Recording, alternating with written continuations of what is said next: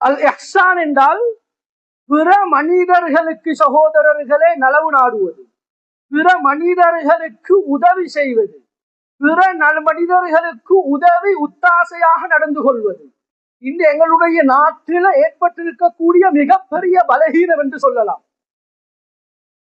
எல்லாம் தன்னுடைய வாழ்க்கை, தான் தன்னுடைய மனைவி பிள்ளை குட்டிகள் நல்லா வந்தா போதும்.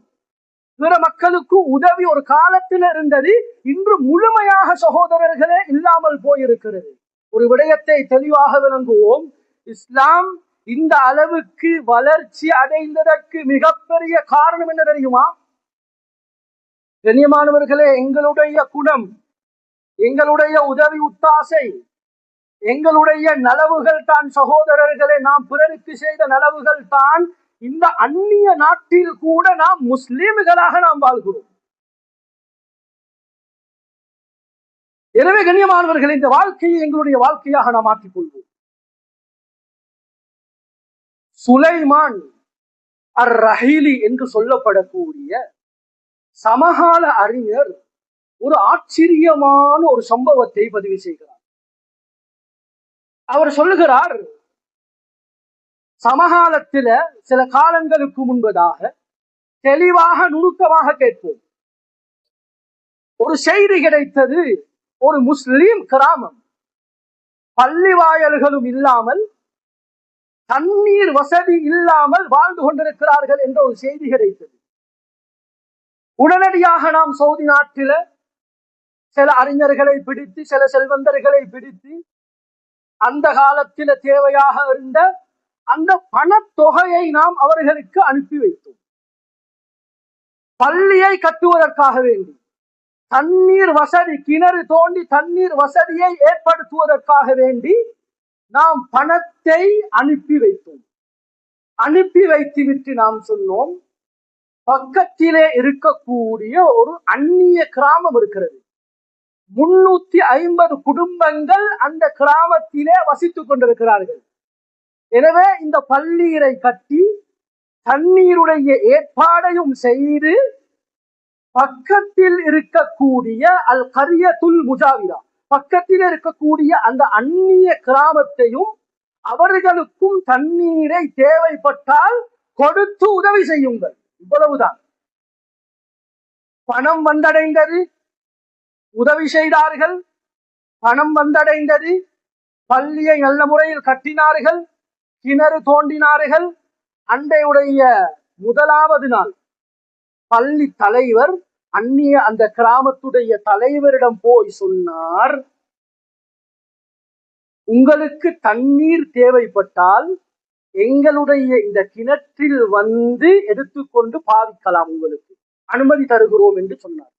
அவர் ஆச்சரியமாக ஏன் என்று கேட்டார். அவர் சொன்ன பதில் என்ன தெரியுமா?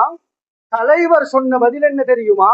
இந்த பள்ளி கட்டுவதற்கும் இந்த கிணறு தோண்டுவதற்கும் எங்களுக்கு யாரு பணம் தந்தார்களோ அவர்கள் ஒரு வார்த்தையை சொன்னார்கள், பணத்தை பள்ளியை கட்டி கிணறை தோண்டி பக்கத்தில் இருக்கக்கூடிய அந்நியவர்களுக்கும் தண்ணீர் தேவைப்பட்டால் அவர்களுக்கும் கொடுத்துதவுங்கள் என்று சொன்னார்கள்.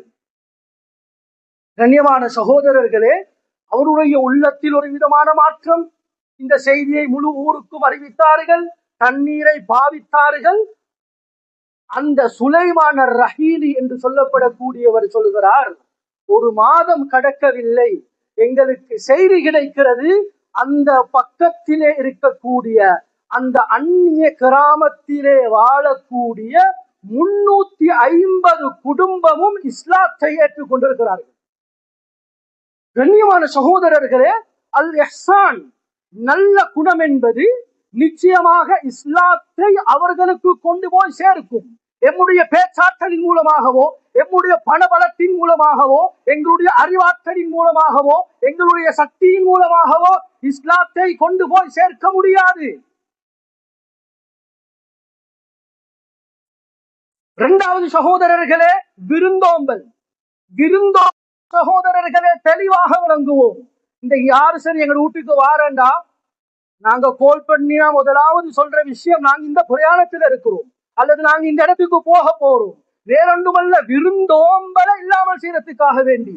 கண்ணியமானவர்களே, இது இப்ராஹிம் அலைஹிஸ்ஸலாம் அவர்களுடைய வாழ்க்கையில் நாம் படிக்க வேண்டிய பாடம்.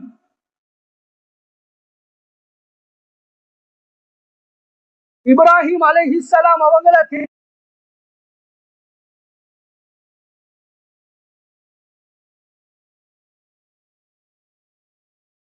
கண்ணியமான தன்மையின் மூலமாக சொல்றேன், தெளிவாக நுணுக்கமாக கேளுங்க.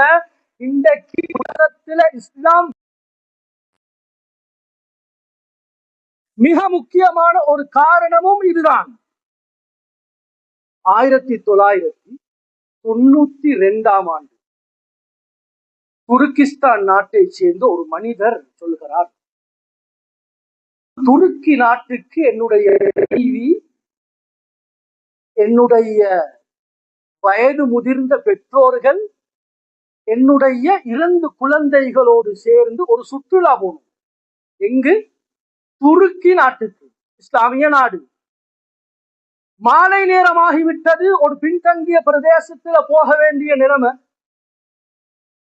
கண்ணியமானவர்களே, அங்கு விசாரித்து பார்த்தால் தங்குவதற்கு ஹோட்டல்ஸ், அங்கு எந்த விதமான சாப்பாட்டுக்கும் தயாரில்லை, ஏற்பாடுகள் இல்லை. இருட்டாகிவிட்டது. நாம் ஒரு பக்கத்து வீட்டு, அதாவது ஒரு பாதையாக நான் அப்படியே கொஞ்சம் நாம் நடந்து செல்லும் பொழுது ஏதாவது இருக்கிறதா, ஏதாவது ஹோட்டல்ஸ் இருக்கிறதா என்று தேடும் பொழுது ஒரு தொப்பி அணிந்த ஒரு முஸ்லிம் மனிதர் வந்தார். அவரிடத்துல நாம் கேட்டோம், இங்கு ஏதாவது சாப்பாட்டுக்குண்டான ஏற்பாடுகள் இருக்கிறதா?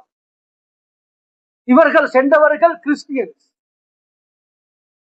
அங்கு எந்த விதமான சொன்னார், இது பின்தங்கிய பிரதேசம், இங்கு நினைத்தது போல் இங்கு கடைகள் இருக்க மாட்டாது. நீங்கள் ஒரு வேலை செய்யுங்கள், எங்களுடைய வீட்டுக்கு வாருங்கள், எங்களுடைய வீட்டில் தங்கிவிட்டு இரு காலையானதும் உங்களுக்கு இந்த பிரதேசத்திலிருந்து தூர செல்லும் பொழுது அதற்குண்டான ஏற்பாடுகள் இருக்கிறது என்று சொல்லி எங்களை வீட்டுக்கு கூட்டிக் கொண்டு போனார்.